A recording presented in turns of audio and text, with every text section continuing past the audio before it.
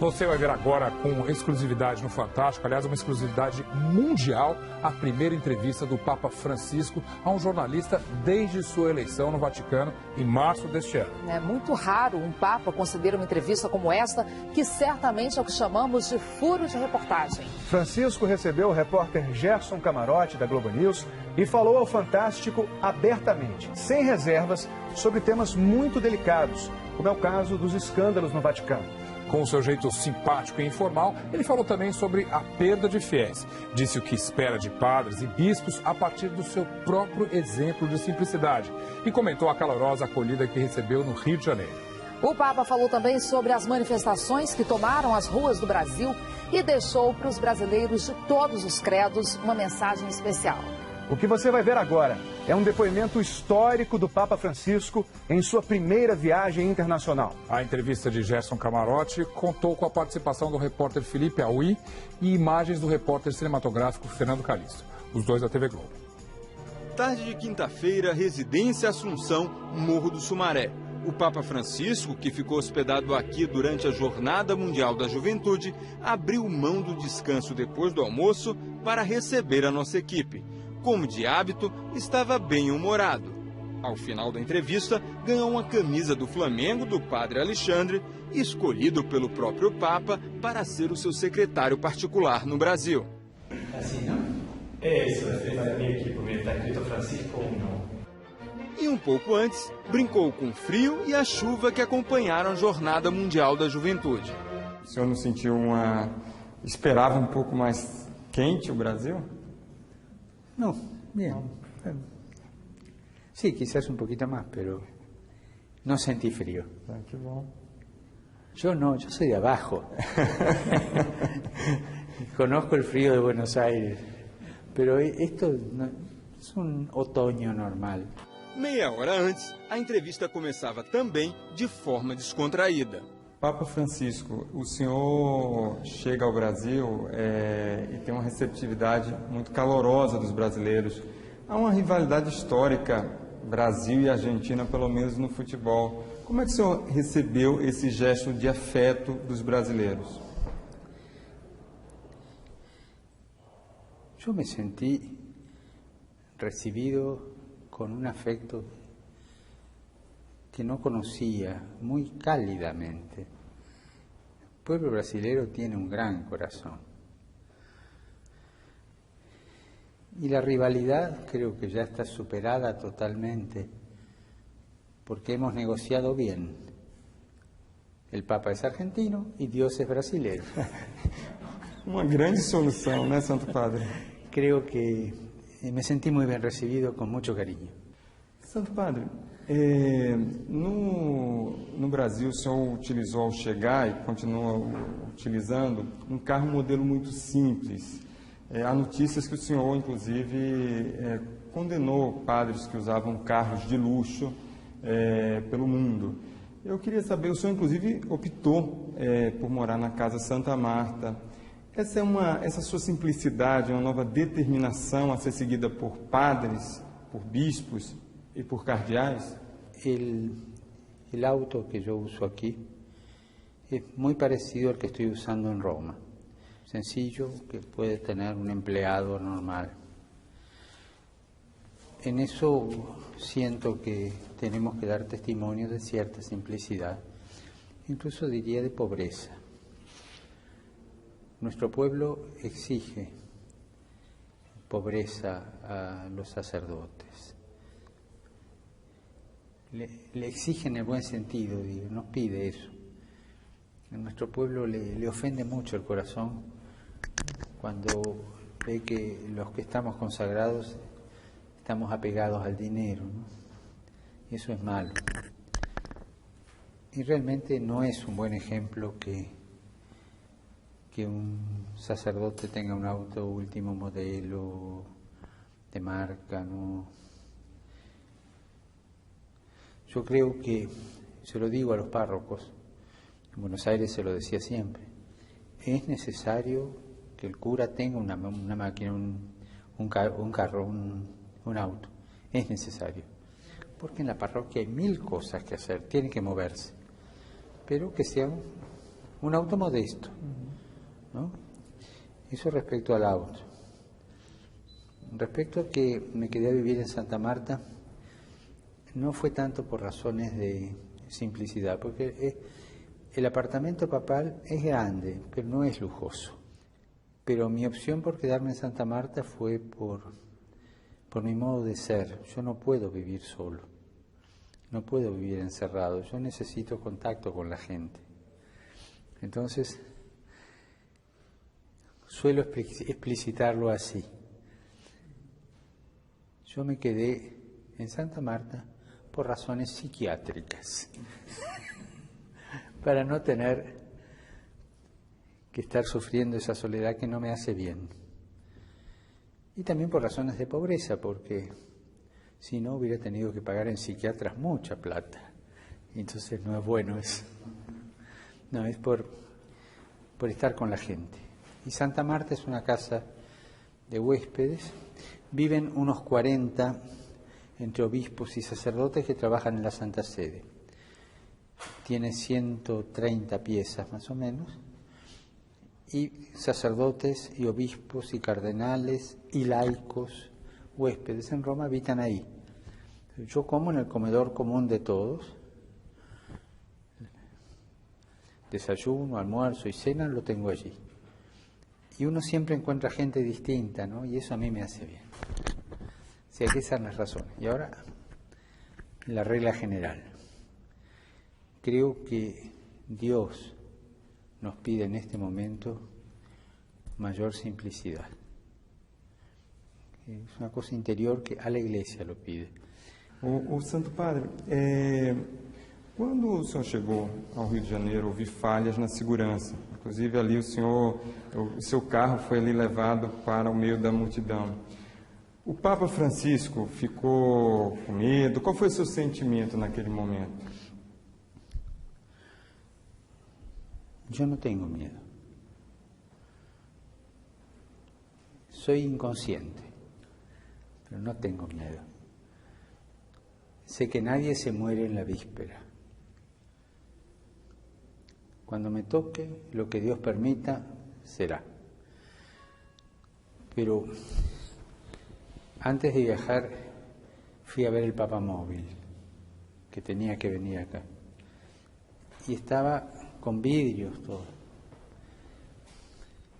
Si usted va a ver a alguien que quiere mucho, amigos, con ganas de comunicarse, ¿usted los va a visitar dentro de una caja de vidrio? No. Yo no puedo venir a ver a este pueblo que tiene un gran corazón detrás de una caja de vidrio. Y en este auto, cuando voy por la calle, bajo el vidrio para poder sacar la mano y saludar. Es decir, o todo o nada. O uno hace el viaje como lo tiene que hacer, con comunicación humana, o no lo hace. Pero comunicación a media no hace bien. Yo agradezco, y tengo que en este punto quiero ser muy claro, agradezco a la seguridad del Vaticano, cómo han preparado esto, el celo que tienen, y agradezco a la seguridad del Brasil. Agradezco muchísimo, porque acá también me cuidan y quieren que no haya ninguna cosa desagradable. Puede suceder que alguien me dé una trompada, o puede suceder. O sea, las dos seguridades han trabajado muy bien, pero las dos saben que yo soy un indisciplinado en ese aspecto, pero no por jugarla de enfant terrible, no, sino porque simplemente vengo a visitar gente y quiero tratarla como gente, tocarla. Nas últimas 2 décadas, houve uma redução de quase 20 pontos percentuais do número de católicos no Brasil. No mesmo período, a população evangélica aumentou.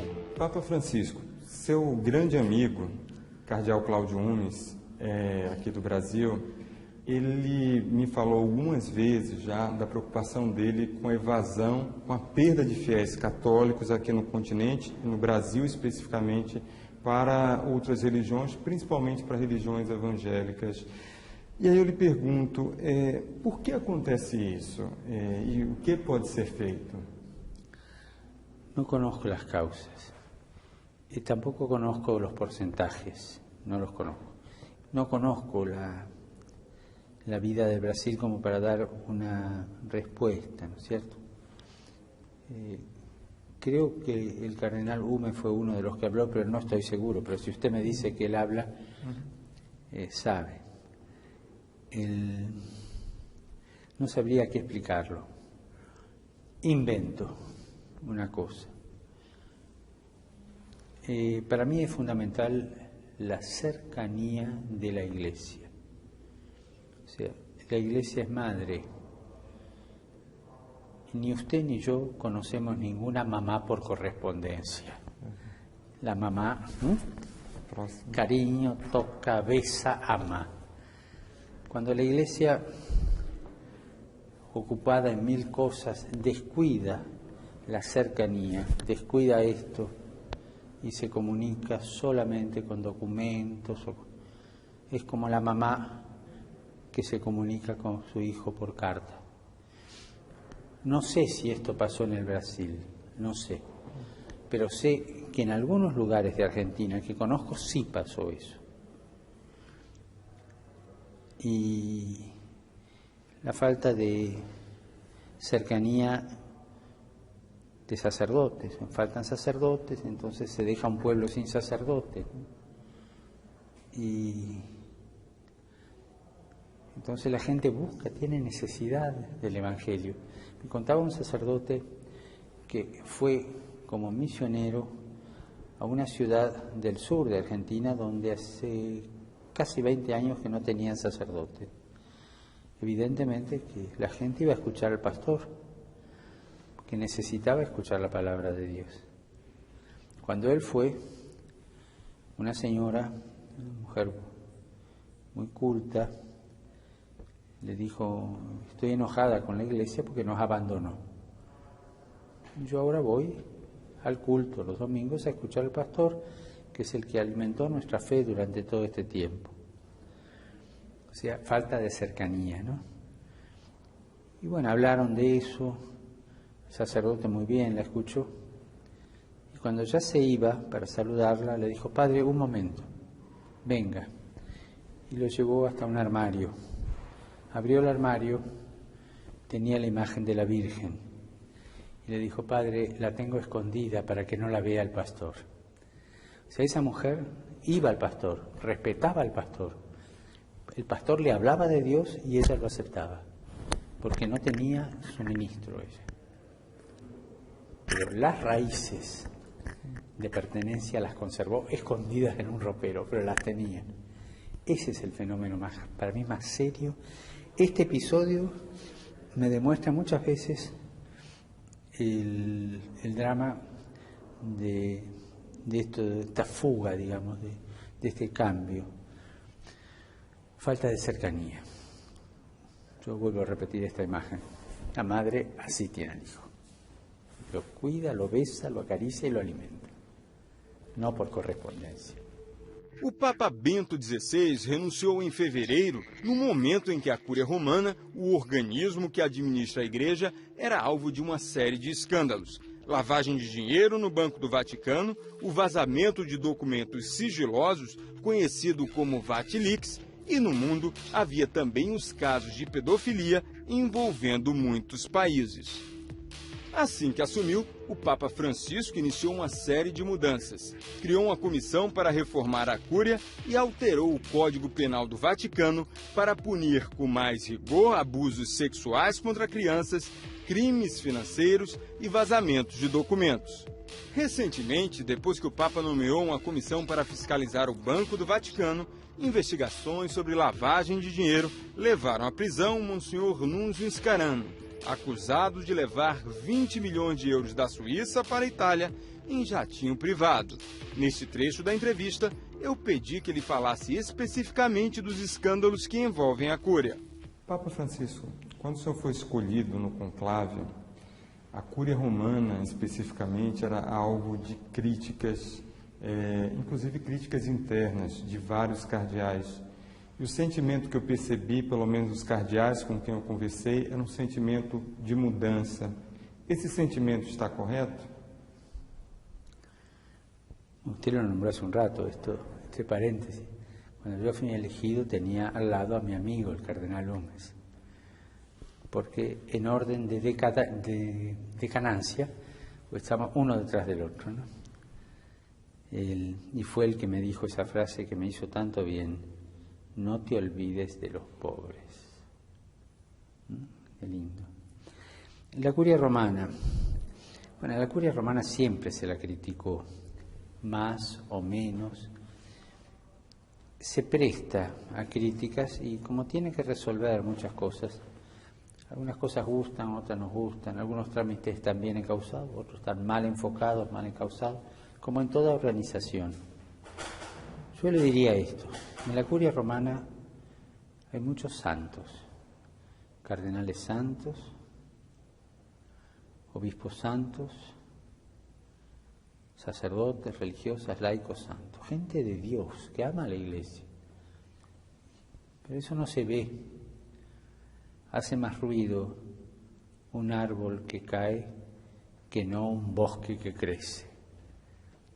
Se escucha el ruido de los escándalos. Ahora estamos con un escándalo de transferencia de $10 millones o 20 millones, no sé, de un monseñor de ahí. Un bonito favor le hace a la Iglesia a este señor, ¿no? Pero hay que reconocerlo, este señor obró mal y la Iglesia tiene que darle la sanción que merece, obró mal. O sea, hay casos de ese tipo. En el momento del conclave, antes están los que se llaman congregaciones generales y hemos tenido una semana de reuniones, los cardenales. Y ahí se hablaba claramente de los problemas, todo, ahí se habla de todo. Porque estábamos nosotros solos y para ver cómo está la realidad y hacer el perfil del próximo Papa. Y ahí salieron problemas serios, derivados en parte de lo que ustedes conocen, de los Batilix y todas esas cosas, ¿no? Había problemas de escándalo allí, ¿no? Pero los santos seguían estando, ¿no? Esos hombres que dieron su vida y la dan por la Iglesia de manera silenciosa y con celo apostólico. También se habló de ciertas reformas funcionales que había que hacer. Eso es verdad. Y se pidió al nuevo Papa que tratara de hacer una comisión outsider para estudiar los problemas de reorganización de la Curia Romana. Al mes de mi elección, yo nombré esa comisión de 8 cardenales, uno de cada continente. En América, 2. Uno de América del Norte y otro de América del Sur, con un coordinador que también es latinoamericano y un secretario que es italiano.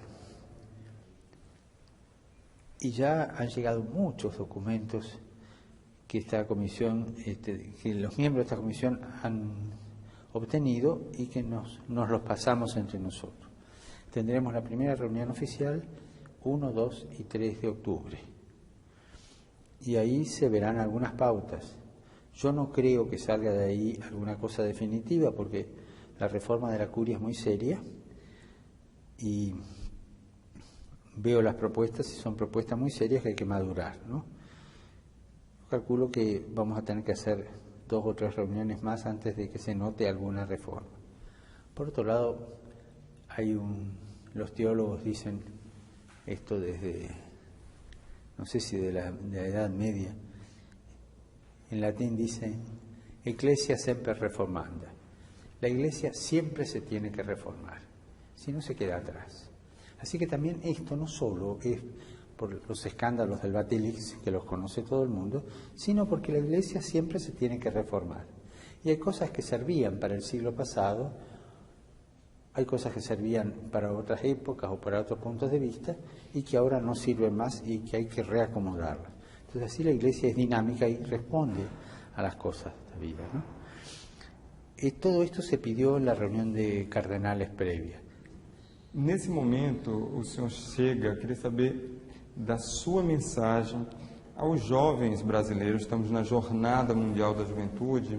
Sua mensagem no momento em que os jovens estão nas ruas do Brasil protestando e demonstrando insatisfação. Insatisfação de uma forma muito ampla. Eu queria saber qual a mensagem para esses jovens. En primer lugar, que hay muy claro que no conozco los motivos de la protesta de los jóvenes. O sea, si yo digo algo sin aclarar esto, hago daño a todos, porque doy una opinión sin conocer, ¿no? O sea, con toda franqueza le digo, yo no conozco bien el por qué los jóvenes protestan. Primer punto. Segundo punto, un joven que no proteste a mí no me gusta, porque el joven tiene la ilusión de la utopía, y la utopía no siempre es mala, ¿no? La utopía es respirar y mirar adelante, ¿no? Y un joven tiene más frescura, menos experiencia de la vida, es verdad, ¿no? A veces la experiencia de la vida nos frena, pero tiene más frescura para decir sus cosas. Un joven es esencialmente un disconforme, y eso es muy lindo, pero eso en general de todos los jóvenes. Yo diría en general, hay que escuchar a los jóvenes, hay que darles sitio de expresión y cuidarlos para que no sean manipulados, porque así como hay trata de personas, el trabajo esclavo, en tantas tratas de personas, yo me atrevería a decir una cosa y sin ofender.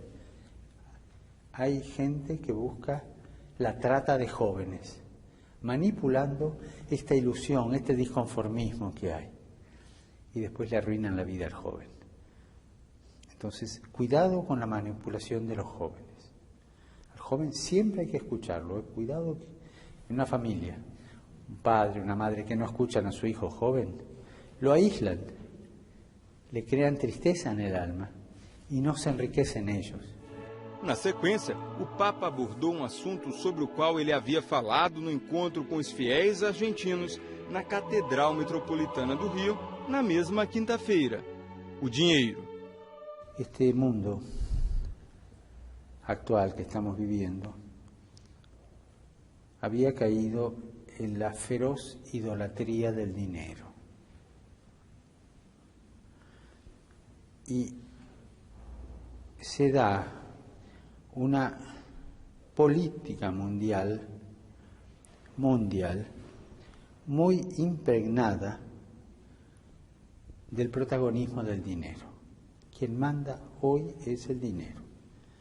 Esto significa una política mundial de tipo economicista, sin ética que la controle, un economicismo autosuficiente, y que va arreglando las pertenencias sociales de acuerdo a esta conveniencia. ¿Qué sucede entonces?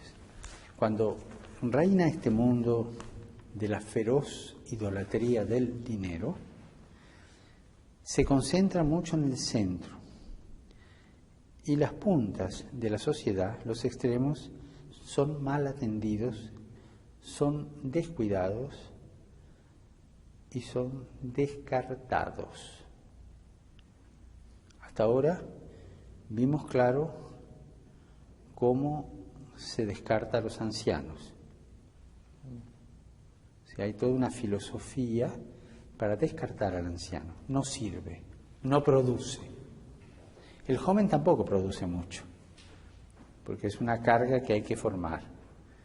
Ahora estamos viendo que la otra punta, la de los jóvenes, está en proceso de descarte. El alto porcentaje de desocupación juvenil que hay en Europa es alarmante. nos encontramos a un fenómeno de jóvenes descartados. Entonces, para sostener este modelo político mundial, descartamos los extremos. Curiosamente, los que son promesa para el futuro, porque el futuro nos lo van a dar los jóvenes, porque van a llevarlo adelante, y los viejos, que tienen que transferir, hacer el trasvasamiento de sabiduría a los jóvenes. Descartados los dos, el mundo cae. Hoy día hay chicos que no tienen que comer en el mundo.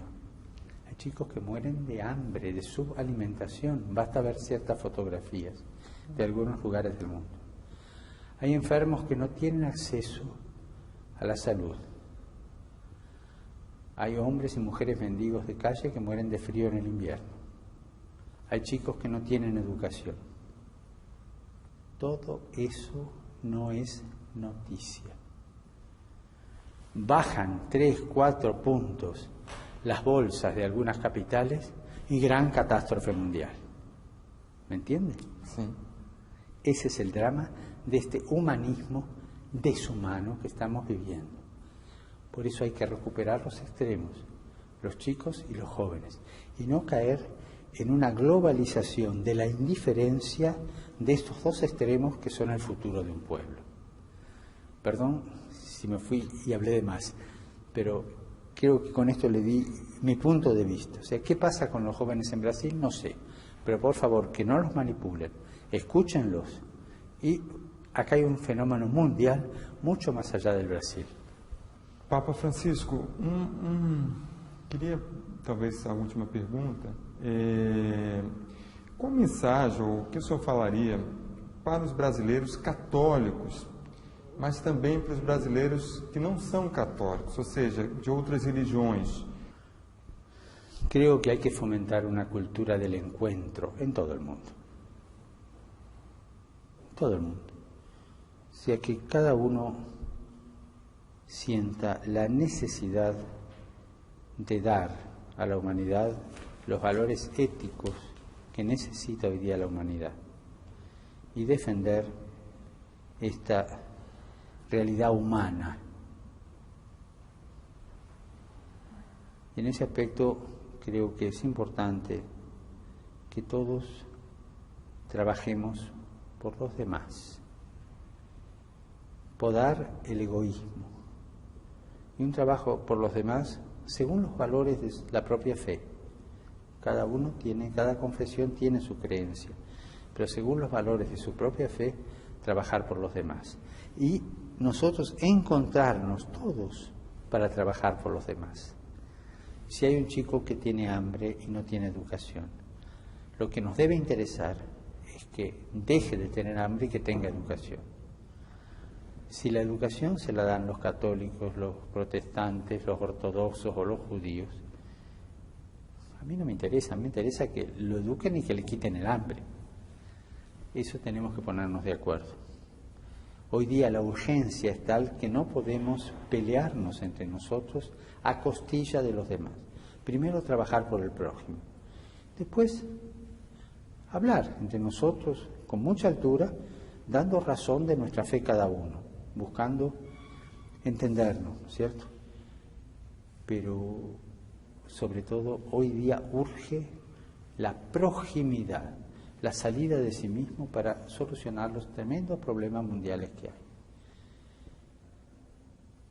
Creo que las religiones, las diversas confesiones, me gusta hablar más bien de diversas confesiones, no pueden irse a dormir tranquilas mientras haya un solo chico que muera de hambre, un solo chico sin educación, un solo joven o anciano sin servicio de salud.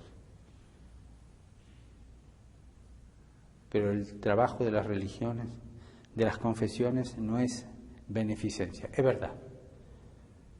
Pero al menos en nuestra fe católica y en nuestra fe cristiana vamos a ser juzgados por estas obras de misericordia. Muito obrigado, Papa Francisco. Muito obrigado. Yo le agradezco a usted la amabilidad que tiene.